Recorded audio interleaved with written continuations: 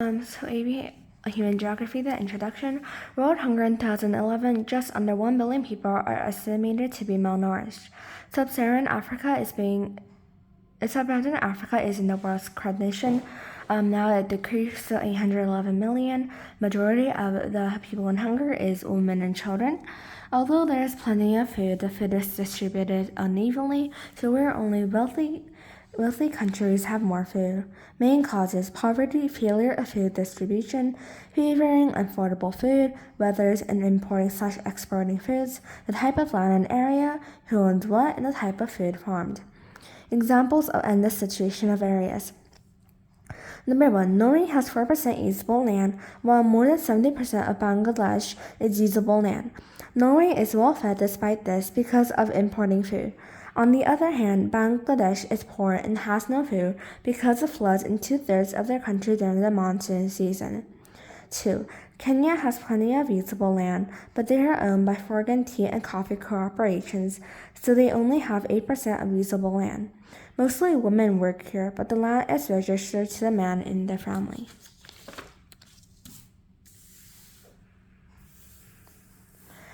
Chapter 1, key question: what is human geography? It studies people and places, how people make places,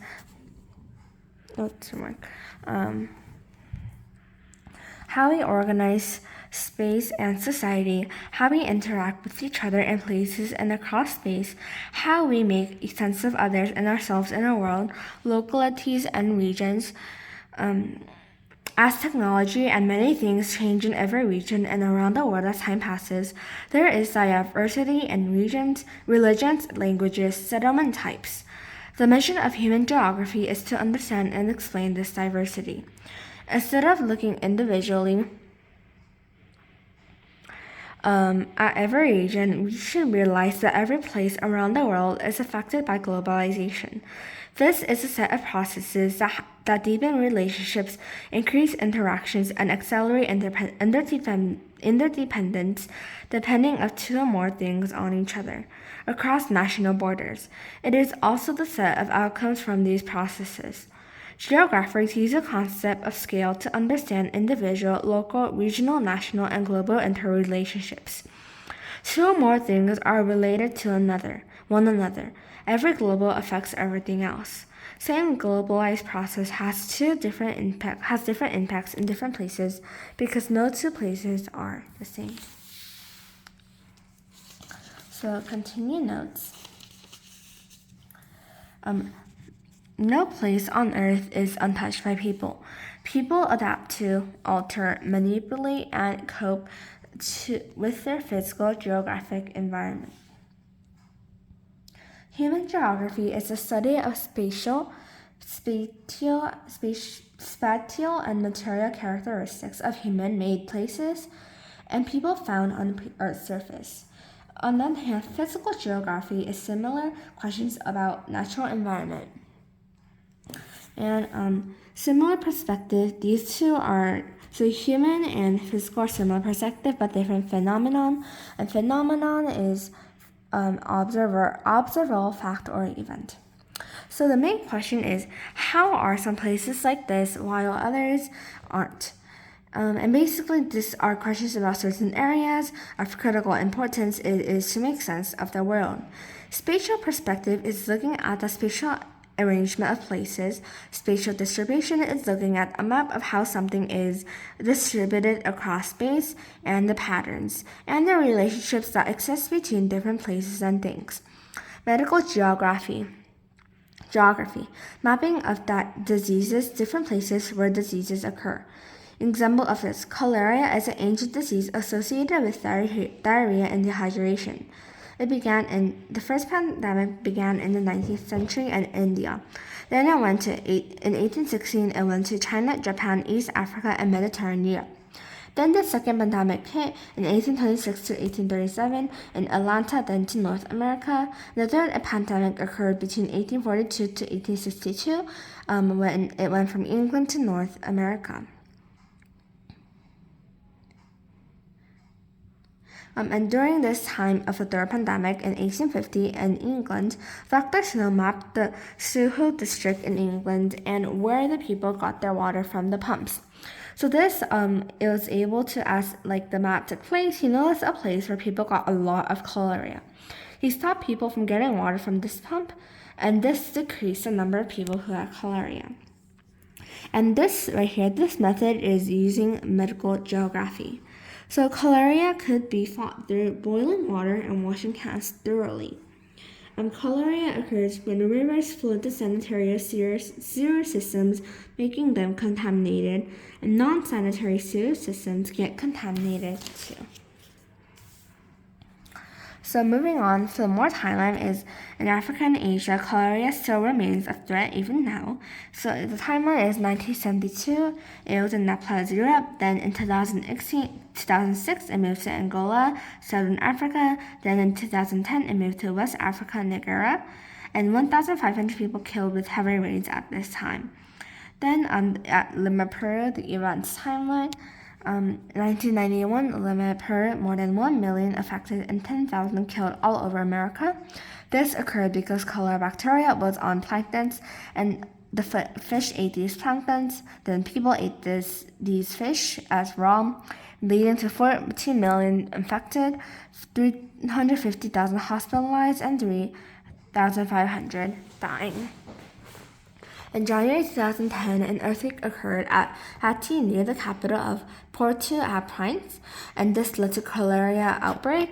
And in October 2010, it soon reached capital of Port-au-Prince, and the lack of sanitary and soap led to less prevention. And although there was a vaccine, it was costly and it limited in effectiveness. And Dr. Snow went more kind of through rapid research, but not fully. Human geography is important in medical fields and to prevent diseases from spreading. Using plotting on maps and where diseases mostly occur, more contamination can be prevented. Well, that's okay. Some more, let's continue. Spatial perspective. These locations are important to human geography. History is understood and it is appreciated of how events, circumstances, and ideas come together to produce certain outcomes. Also, knowing how events develop over time is important in knowing who we are and where we are going. In addition, understanding change over time and across space is important. And on the spatial perspective, this definition is important in human geography. Spatial perspective is looking at everything ranging from things such as political elections in urban shantytowns to gay neighborhoods and folk music. It is a multitude of phenomenon. It is a space view, meaning viewing things from a wide perspective, from a wide range. In the 1980s, the Geography Educational National Implementation Project formed an organization created by 4 major geographical organizations to help bring together the many subfields of human geography and to explain to non-geographers.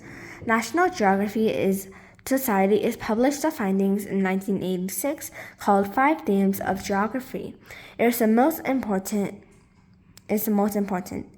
Number 1 in the 5 themes of geography is location. It is an explanation of how geographic position of people and things on Earth's surface affects things and why.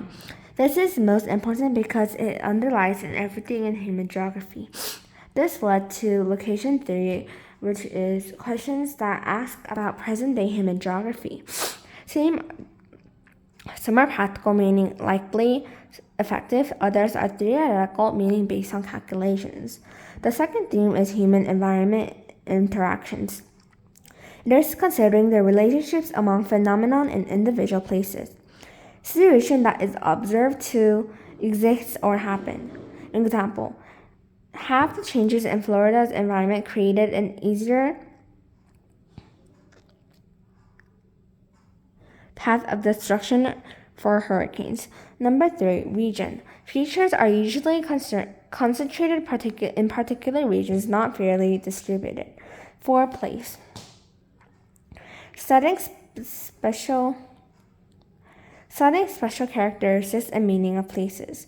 Their sense of place and perception of places, they're similar but slightly different. Sense of place is labeling a place with a certain character, value, emotion, and meaning of that place felt. Perceptions of places is places we have been only through TV, books, etc. Moving on, the 5th is movement, the movement of people, goods, and ideas across the surface of the planet.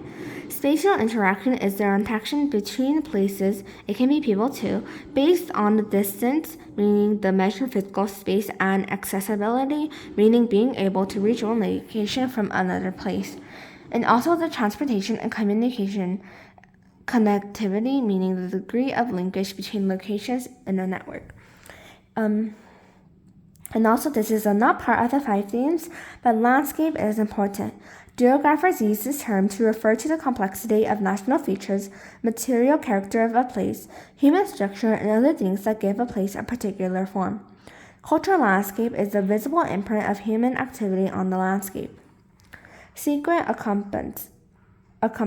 sequential imprints of accompances in an area, which are left behind and changed from before as new group of people come to the particular area.